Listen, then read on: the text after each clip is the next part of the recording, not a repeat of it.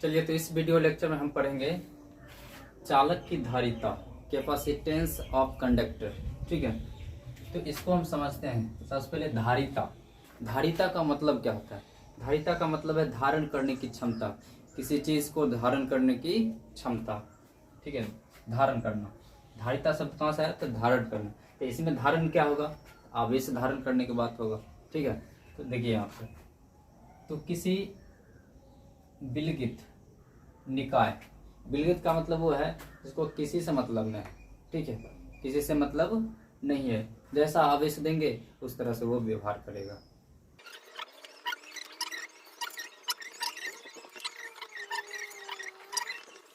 लिख दिए हैं, देखो, किसी विलगित चालक, पता है नहीं, चालक किसी से मतलब नहीं, विलगित चालक को आवेश दिया जाता है, तो आवेश आवेश तो उसके विभव में उसी अनुपात में वृद्धि होती है।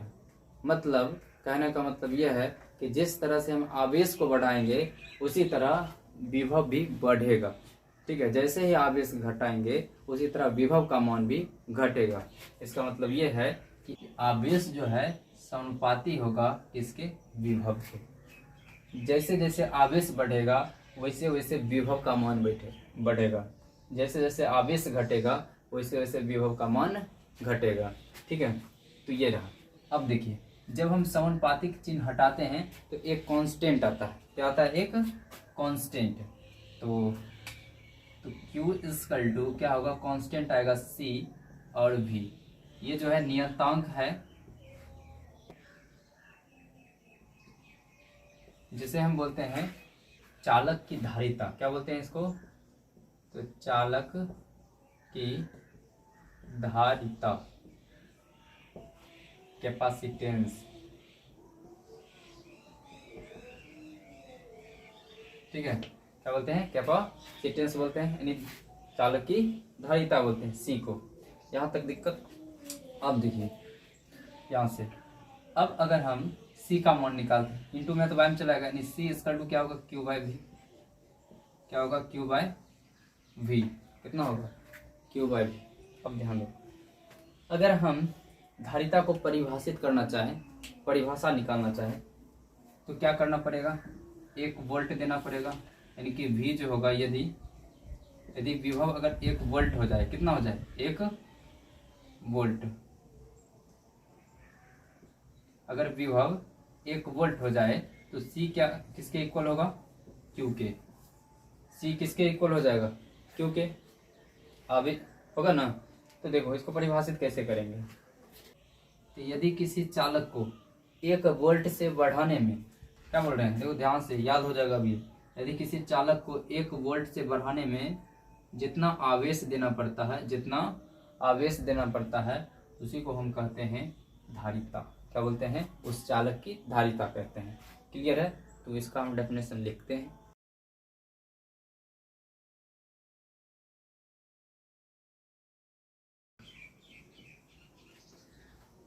देखो, लैंग्वेज लिखती है कि अर्थात चालक का विभव 1 वोल्ट से बढ़ाने के लिए जो आवेश देना होता है, चालक के विभव को 1 वोल्ट से बढ़ाने के लिए जो भी आवेश देना होता है उसी को हम बोलते हैं चालक की धारिता। क्लियर हुआ? अगर ऐसे नहीं समझ में आया तो एक ढंग और ऐसे समझने के लिए देखो, समझते हैं इसको। अगर मान लो कोई पात्र है, कहते हैं पात्र, इसमें अगर हम द्रव्य डालते हैं, क्या?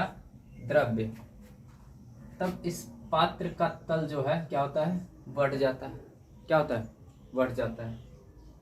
अगर कोई वस्तु है, अगर किसी वस्तु में उष्मा देते हैं, क्या देते हैं? उष्मा, तब इस वस्तु में क्या होगा? ताप में वृद्धि होगा? नहीं, उष्मा देंगे तो क्या होगा? ताप में वृद्धि होगा। जैसे पात्र में हम द्रव्य डालें तो क्या होगा? उसका तल बढ़ गया। और किसी वस्तु में अगर हम उष्मा डालते हैं तो क्या होता है? ताप में वृद्धि होता है। ठीक उसी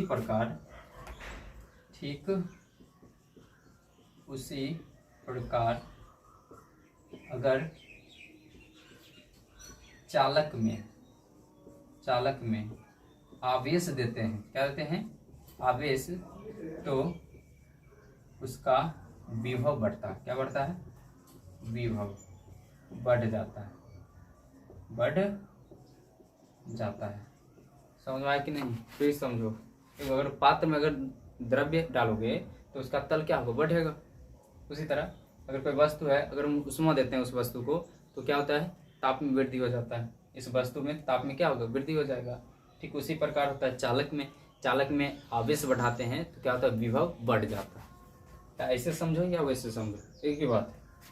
इसको भी समझाएं। किसी विलगित चालक, विलगित मतलब किसी कोई, विलगित का मतलब होता है कोई मतलब नहीं किसी से। तो विलगित चालक को आवेश दिया जाता है तो उसके विभव में उसी अनुपात में वृद्धि होता है। मतलब जिस अनुपात में हम चालक में वृद्धि करते हैं उसी तरह विभव में भी वृद्धि होता है।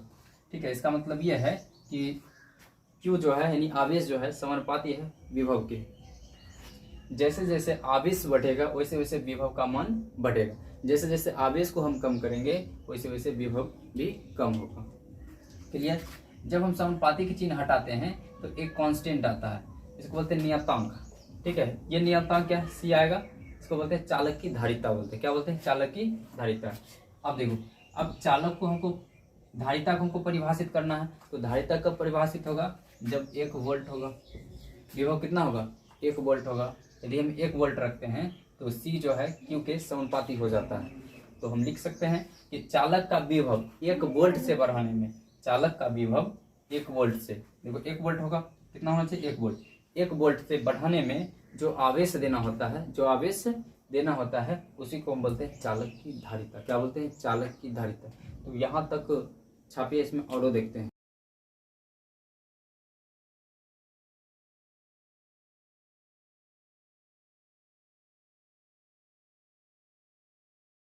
दो क्वेश्चन हम लिखे हैं, इस क्वेश्चन को बताइए। अगर आप समझ गए होंगे धारिता यानी कैपेसिटेंस, तो कैपेसिटेंस आपको स्क्रीन पर दिख रहा होगा। इस टाइप जो पंखा में लगल रहता है ना, उजला वाला आपको दिख रहा है। इस टाइप कैपेसिटेंस होता है जिसको बोलते हैं धारिता। ठीक है, अब देखिए दो क्वेश्चन आपको दिए, 10 सेकेंड देते हैं, इसका आंसर होता है दोनों। टाइम स्टार्ट है।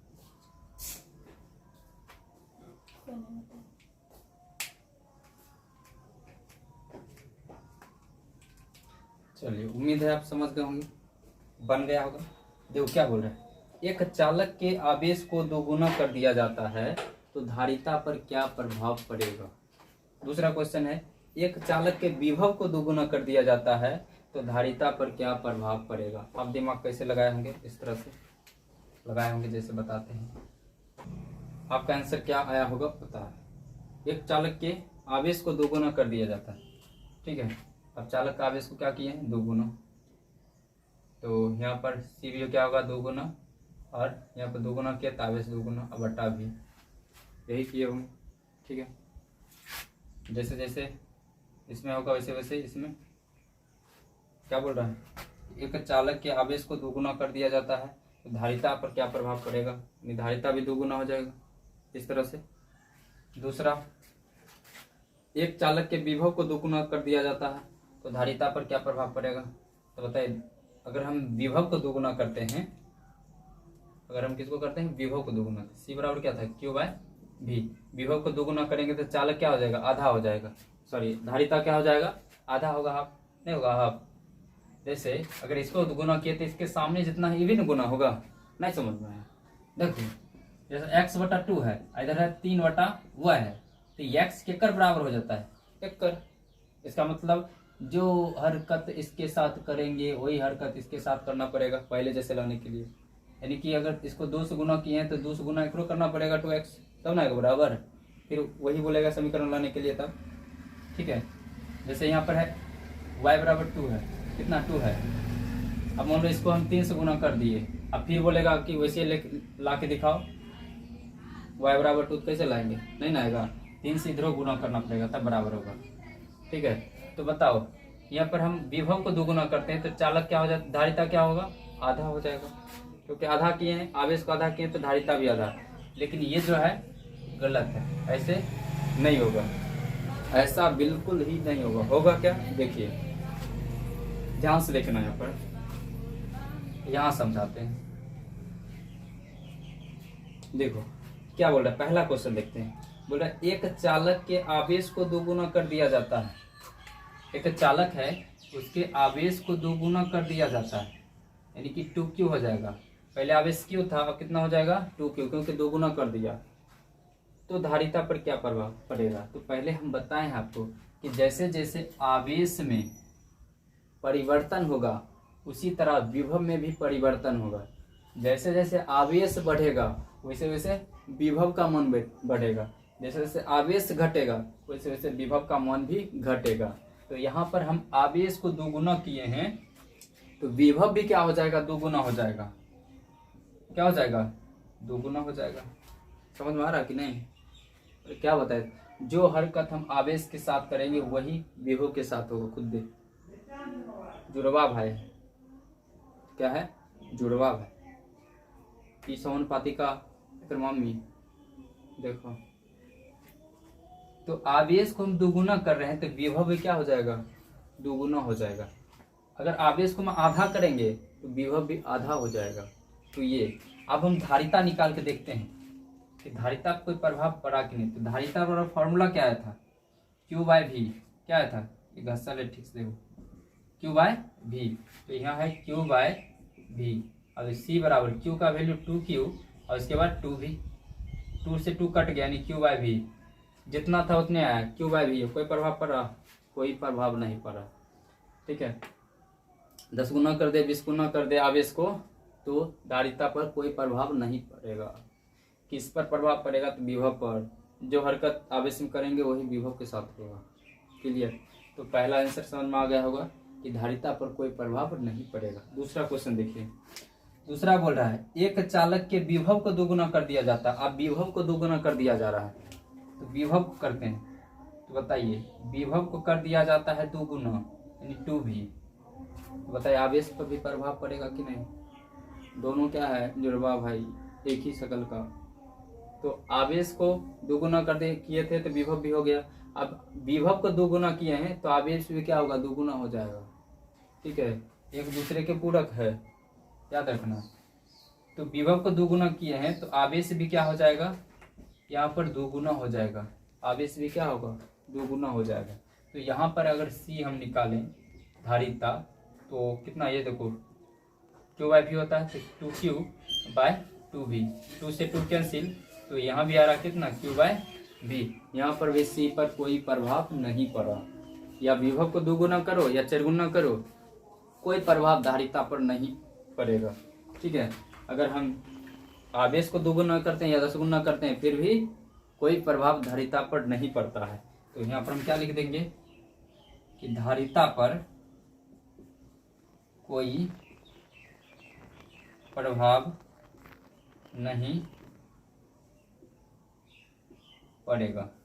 इसमें भी एज इट इज यही लिखना है। ठीक है, ये यहाँ पर लिख देना। आई होप आपको क्लियर हुआ होगा। चलिए इसमें आरो समझते हैं। चलिए आप धारिता का SI मात्रक देखते हैं। धारिता का SI मात्रक, ठीक, देखो तो SI यूनिट ऑफ कैपेसिटेंस। अब ध्यान से देखो, धारिता यानी C बराबर फॉर्मूला क्या आया था? Q/V आया था ना। अब बताओ Q क्या है? आवेश है। V क्या है? विभव है। V क्या है? विभव। तो SI अगर मात्रक देखें तो ये Q आवेश है और ये क्या? विभव है। तो आवेश बटा आवेश, देखो आवेश का SI मात्रक क्या होता है? तो आवेश का SI मात्रक कूलाम होता है।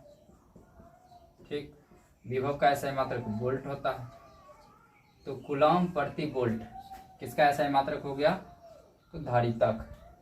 कूलाम को C से डिनोट करते हैं, वोल्ट को V से। ऐसे भी हो सकता है एग्जाम में, या C और V⁻⁻1 ऐसे भी रह सकता है।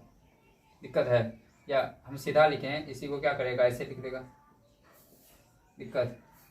तो याद रखना है धारिता का SI मात्रक क्या होता है? C × V⁻⁻1 या कूलम प्रति वोल्ट। ठीक है, इसी को हम बोलते हैं कूलम प्रति वोल्ट को फैराड। कति बोलते हैं? फैराड बोलते हैं। याद रखना। तो धारिता का SI मात्रक क्या हो गया? फैराड। कभी हो गया फैरड, ये भी याद रख सकते हैं और ये भी फैरड, एफ से डिनोट करते हैं इसको, इससे एफ से। अब अगर पूछ देगा एक फैरड कितना होगा, तो एक फैरड कितना होगा, यानी कि विभव जो होना चाहिए 1 वोल्ट होना चाहिए, आवेश कितना होना चाहिए 1 कूलम होना चाहिए, तभी होगा 1 फैरड होगा ना। तब क्या होगा 1 फैरड। तो क्या लिखेंगे, यदि किसी चालक को कूलम आवेश देने पर, 1 कूलम आवेश देने पर उसमें अगर 1 वोल्ट की वृद्धि होती है, 1 वोल्ट की वृद्धि होती है, तब उसे हम कहेंगे 1 फैरड। क्या बोलेंगे 1 फैरड। फिर से सुनो, यदि किसी चालक को 1 कूलम आवेश देने पर उसमें अगर 1 वोल्ट की वृद्धि होती है, कितना 1 वोल्ट की वृद्धि होती है, तो उसे हम कहते हैं 1 फैरड। क्या बोलते हैं 1 फैरड बोलते हैं।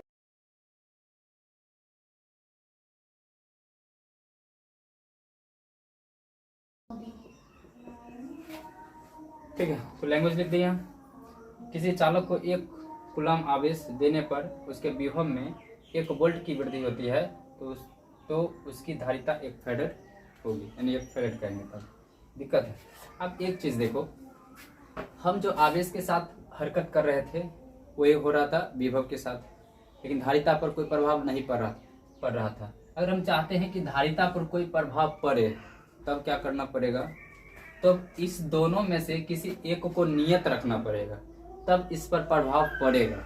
जैसे अगर मान लो Q को नियत रखते हैं, Q को नियत रखकर विभव में परिवर्तन करते हैं, ठीक है। अगर हम Q को नियत रख के, ठीक है, तब हम विभव में परिवर्तन करेंगे, तब धारिता में परिवर्तन होगा। ठीक है, ध्यान दो। अब देखो ध्यान से, Q को हम नियत रख रहे हैं, C बराबर क्या है Q/V। Q को हम नियत रख रहे हैं, Q को नहीं बदल रहे हैं, तो V में परिवर्तन होगा। तब क्या होगा, इस स्थिति में C जो है, धारिता जो है व्युत्क्रमानुपाती होगा, किसके, V के होगा। क्लियर है, ये बदलेगा और आवेश तो नियत है। अगर हम चाहते हैं ऐसा भी कर सकते हैं, V को नियत रख दे, V को नियत रख कर और आवेश यानी Q में परिवर्तन करते हैं, बढ़ाते हैं या घटाते हैं, परिवर्तन करते हैं। ठीक है, तब क्या होगा, और V को हम नियत रख लिए, तब क्या होगा, C जो है समानुपाती हो जाएगा Q पर। अब जैसे जैसे आवेश बढ़ेगा वैसे वैसे C का मान बढ़ेगा, जैसे जैसे आवेश घटाएंगे वैसे वैसे C का मान घटेगा। तो इसी से अगला चैप्टर स्टार्ट होगा, संधारित्र। तो याद रखिएगा, ये काफी इंपॉर्टेंट है। अगर आप चाहते हैं कि धारिता में परिवर्तन हो, ऐसे देखिए, अगर दोनों नियत नहीं रखेंगे तो जिस तरह से आवेश में परिवर्तन करेंगे उसी तरह से विभव में परिवर्तन होगा, तो धारिता पर कोई प्रभाव नहीं पड़ेगा। अगर विभव में परिवर्तन कर रहे हैं, ठीक है, तो आवेश में भी परिवर्तन होगा, फिर भी धारिता पर कोई प्रभाव नहीं पड़ेगा। हम चाहते हैं कि धारिता में परिवर्तन हो, प्रभाव पड़े, तब क्या होगा, इस दोनों में से किसी एक को नियत रखना पड़ेगा और तब प्रभाव पड़ेगा धारिता। इस स्थिति में क्या होता है, बताएं क्या क्या होता है। आई होप आपको क्लियर हुआ होगा इसका ये टॉपिक। तो चलिए मिलते हैं नेक्स्ट वीडियो में। एक चीज आरो, झींगा करेला कदुआ का जूस पीजिए, मस्त रहिए, स्वस्थ रहिए। मिलते हैं नेक्स्ट वीडियो में। तो thanks for watching, see you soon, take care, bye.